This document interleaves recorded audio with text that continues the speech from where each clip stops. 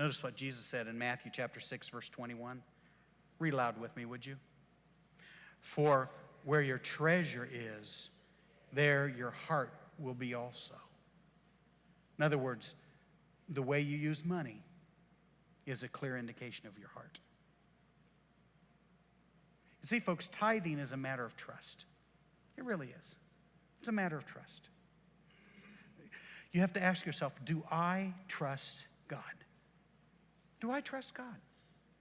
Do I trust God by giving him that 10% and trust him that he'll take the 90% and make it last better than if I didn't give him that 10%? Do I really trust God? Now let me ask you a question. How many of you believe that you cannot outgive God? How do you believe that? All right? Say, wait a minute, Pastor, you're setting us up for something. Yeah, I am. If you really believe that you can't outgive God, then you trust him. And if you trust him, you'll give him a tithe, 10%. See, tithing is not a financial issue. It is a faith issue. So the first question we ask is, do I trust God? The second question is, can God trust me? Can God trust me with what he pours into my lap? And that's really what we're talking about today. Can I trust God? And can God trust me? In your worship folders, you should have received a little card that says the ABCs of financial freedom. Would you take that out now? I want to make sure that everybody has one. If you didn't get one or you dropped one away, I want to make sure everybody has one. So take it out. Hold it up so I can see it. I want to make sure everybody has one. If you need one, raise your hand up. Somebody will help you get one. The card says this on the back. It says, in my life and my finances, I'm going to acknowledge the sovereignty of God. I'm going to break the bondage of debt and choose tithing as the centerpiece of my financial plan. And then I'm going to decide to follow God's plan. There's a verse of scripture on the back.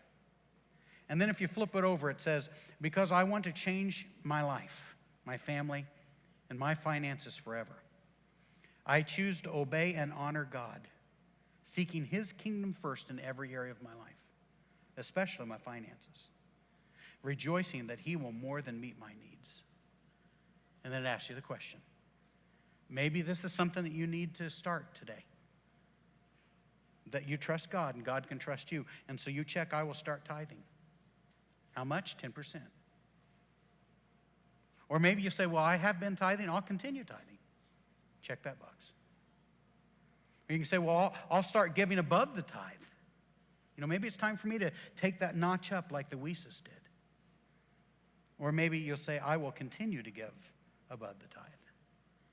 You say, well, Pastor, there's no amount on here. We don't know what amount you're talking about. No, because that varies with person. A tithe is 10% of your income.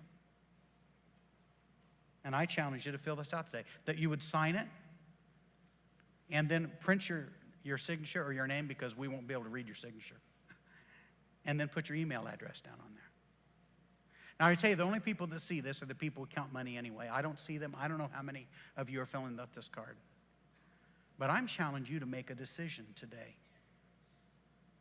As I was working on this message this week, I got to tell you, something happened that doesn't happen. In fact, I can't even tell you when the last time it happened. As I was working on this message, in my mind's eye, it was really freaky, I saw this vision of Jesus standing behind a door. And behind him was a whole line of angels as far as the eye could see. And each of them were carrying a gift bag. You know those gift bags that people give today because they can't wrap presents? The gift bags that has the paper flipped out of the top of it. And the angels were all standing as far as the eye can see with gift bags. And Jesus was standing at the door with his hand on the doorknob waiting. And as I saw this, I realized that I honestly believe what God was saying is Jesus is right at the door. If you'll just open the door, he's got this whole line of blessings that he wants to give to you. And he's ready and he's waiting, hopefully. But we have to open the door by our decision to be obedient to him. Some of you know this story. Bear with me if you allow me to repeat it. Some of you may hear it for the first time. Yesterday, November 6th, was my son's birthday. He was born 29 years ago yesterday. And Jeremy passed away on December 7th, 1996. Born with hemophilia, he acquired HIV, AIDS as a result of blood transfusion. And the year before he passed away, we were in a house, and Jeremy was in a hospital bed because the doctors didn't think he would live that Christmas, 1994. They didn't think he'd live through Christmas that year. And I had gone to bed one night, and Nancy came in around the 1st of December, and she was crying. And I said, "What's wrong?" She said, "Oh, Jeremy." And I said, "Is he okay?" And she said, "Oh, yeah." She said, "He just asked, how old do you have to be to write out a will?" He was 14. And I said, "What'd you say?" And she said, "I told him he could write it out a will." She still has it. It was on a piece of paper. She wrote it down for him. He was too weak to write it down. And so he had this whole list of things that he wanted to do. He wanted to give money to help his sister go to college. He wanted to give money to the nursery because he loved the babies at the church, and we were in a building program.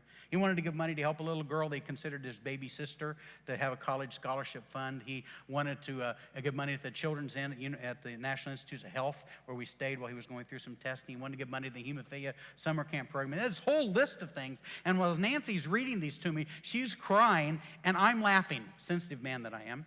I'm kind of laughing, chuckling to myself. And I said, she finished, and I said, "Where does he think he's going to get this money?" I mean, we were broke.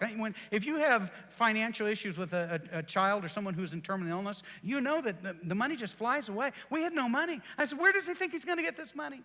She said, "Oh, Jeremy, he just trusts God." Fast forward a year.